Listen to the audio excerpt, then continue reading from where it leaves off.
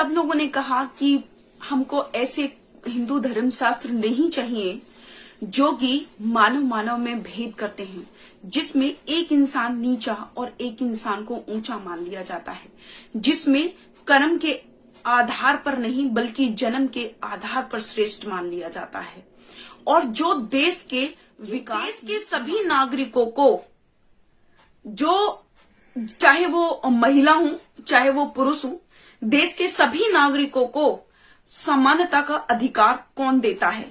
हिंदू धर्म शास्त्र। तो जब लाहौर की ये घटना है तो उसमें जो बाबा साहेब ने लिखा था, उन्होंने लिखा था कि हे शूद्रों या हे जितने भी SC ST OBC, जब तुम्हारा मान सम्मान स्वाभिमान जाग जाए उस दिन हिंदू धर्म शास्त्रों को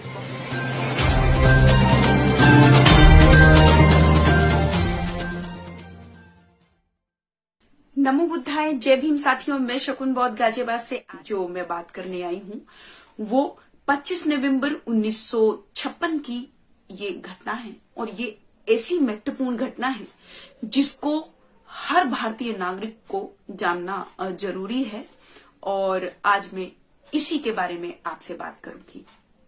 मैं आपको बताना चाहूंगी कि बाबा साहेब ने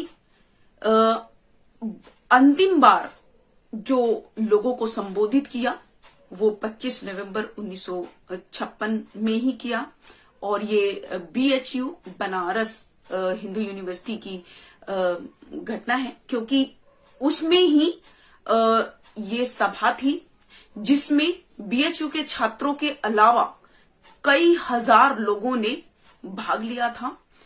और इससे पहले बाबा साहेब जब से उनका संघर्ष शुरू हुआ, यानी कि 23 सितंबर 1917 से लेकर 25 नवंबर 1956 तक लगभग 39 साल उनका कड़ा प्रयास, कड़ा संघर्ष और बलिदान शामिल है।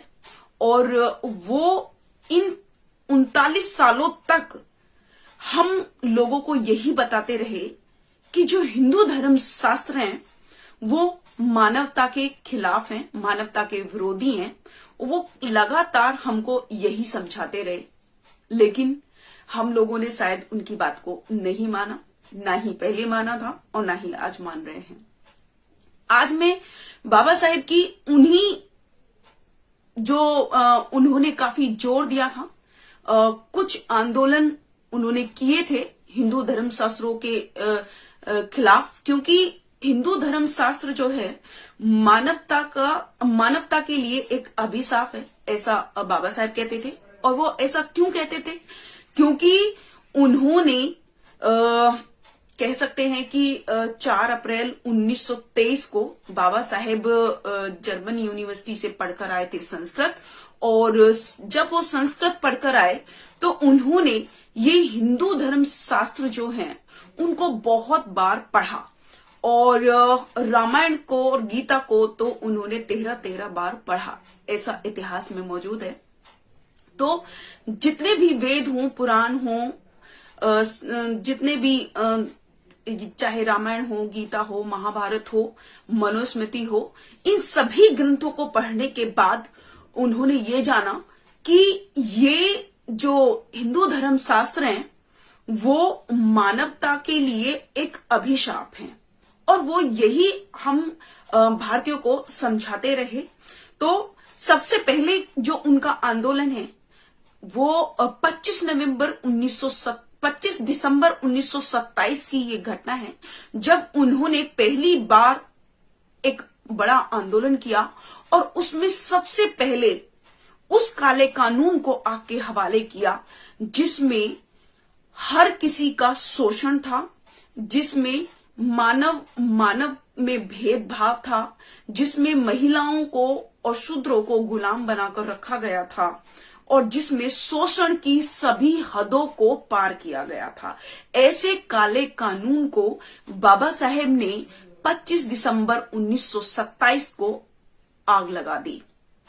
ये उनका पहला आंदोलन था, और उस दिन उन्होंने मनु के विधान को जलाकर यानी कि राम राज्य को खत्म करके उन्होंने भीम युग की शुरुआत की। और उसी भीम युग में आज हम लोग खुली हवा में सांस ले पा रहे हैं। दूसरा जब दूसरी जो अर्जी उन्होंने दी वो बेलगांव जो कि कर्नाटक में है, और उन्होंने अंग्रेजी सरकार को, यानी कि उन्होंने जो 1928 की ये घटना है, 1928 में बाबा साहेब ने एक अर्जी दी और अंग्रेजी सरकार से कहा कि ये जो जितने भी हिंदू धर्म शास्त्र हैं उनको जब्त कर लीजिए, क्योंकि ये मानवता के लिए कलंक है, ये समानता, बंधुत्ता और इंसानियत के लिए अभिशाप हैं, इनको जब्त कर लीजिए। लेकिन अंग्रेजी सरकार ने इसमें ज्यादा दखल नहीं दी। फिर उन्होंने 12 जनवरी 1936 को उनको एक जात पात तोड़क आंदोलन, जो कि आर्य समाज के जो लोग थे, जो जाति तोड़ना के लिए एक कह सकते हैं दिखावा या जो भी कर रहे थे, उन्होंने बाबा साहेब को बुलाया कि बाबा साहेब जो है हर किसी के लिए समानता की बात करते हैं, जाति के खिलाफ बोलते हैं। तो आर्य समाजी लोगों ने बाबा साहेब को बुलाया और बहुत बड़ा आंदोलन, मतलब ये चल रहा था, जो कि 1935 से चल रहा था और 1936 तक चला। तो इस दौरान बाबा साहेब को उन्होंने मुख्य रूप में बोलने के लिए, वक्ता के रूप में वो बुला रहे थे।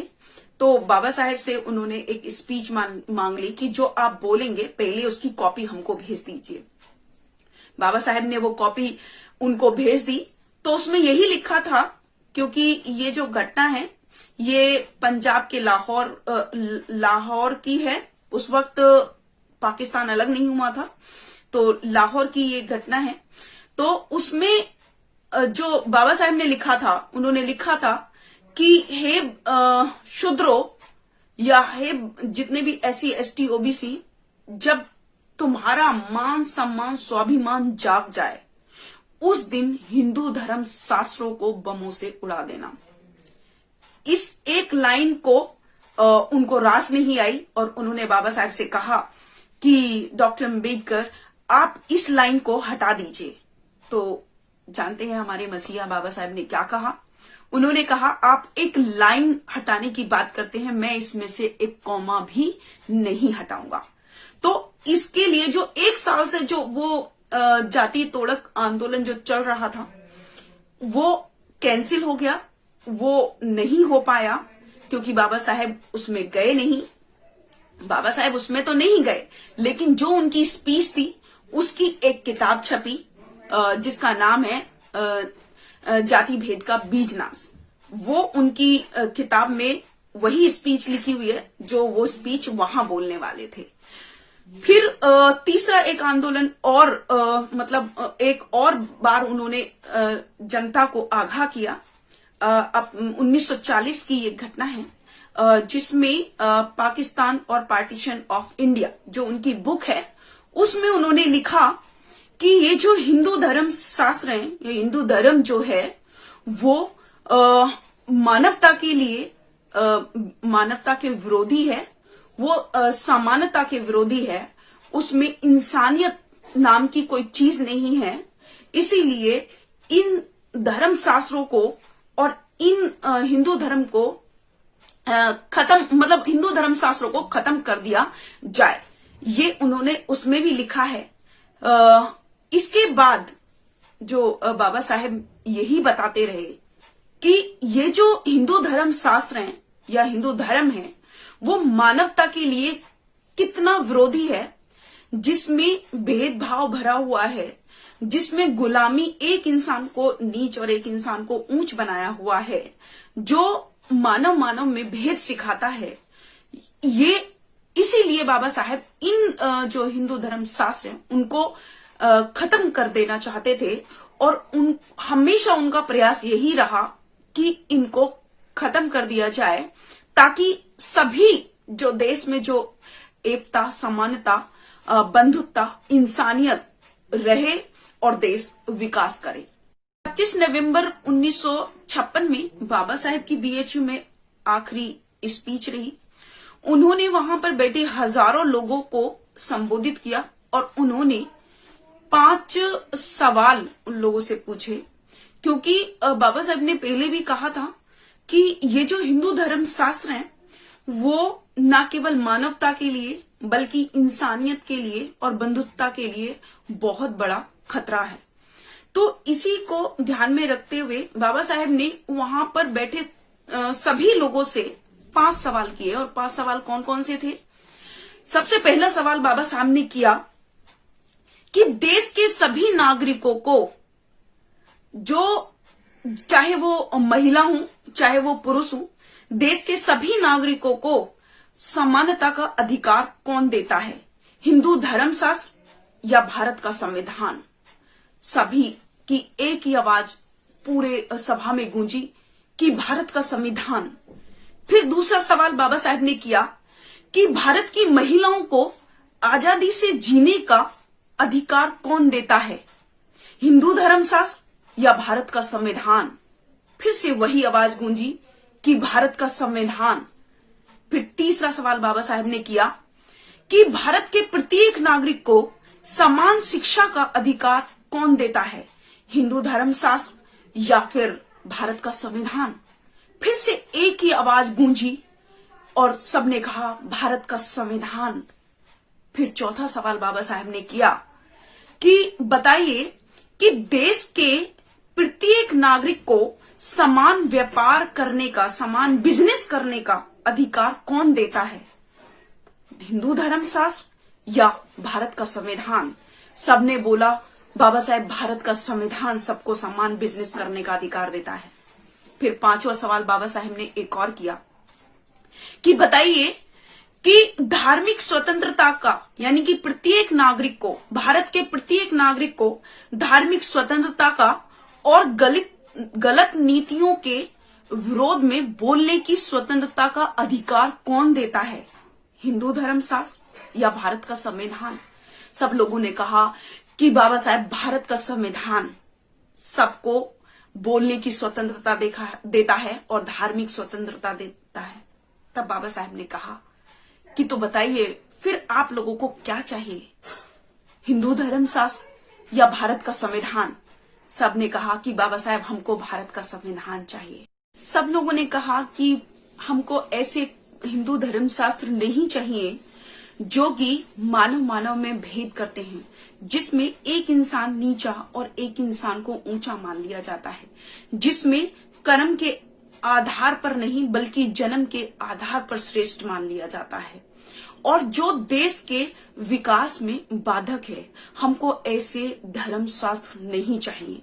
तो ये जो सभा थी और इसकी जो बातें थी ये पूरे देश में आग की तरह फैल गई और सब लोगों को समझ में आया कि आज जो इतना शोषण, जो देश का विकास में जो बाधक है, जो मानवता के लिए अभिशाप है, वो हिंदू धर्म शास्त्र है। और हिंदू धर्म शास्त्र जो कि कुछ चंद लोगों के पेट भरने के लिए एक बिजनेस है, जिन्होंने जिनमें मानवता को तार किया गया है, जिसमें महिलाओं की इज्जत से खिलवाड़ किया गया है और उनको एक गुलाम की भी गुलाम बनाकर जो महिलाओं को छोड़ दिया था, ऐसे हिंदू धर्म शास्त्रों को सबने त्यागने की घोषणा कर दी। और ये बात जब मनुवादियों तक पहुंची तो उनके पैरों के नीचे से जमीन निकल गई। और इसी के बाद यानी कि 25 नवंबर 1956 के बाद ही उन्होंने बाबा साहेब के हत्या की साजिश रच डाली। न केवल हत्या की साजिश रची बल्कि उनकी हत्या के सारे सबूत भी दफन करवा दिए गए। और बाबा साहेब मात्र 11 दिन बाद ही बाबा साहेब 6 दिसंबर 1956 को हम सबको छोड़कर चले गए और देश विदेश के लोग बिलखते रह गए।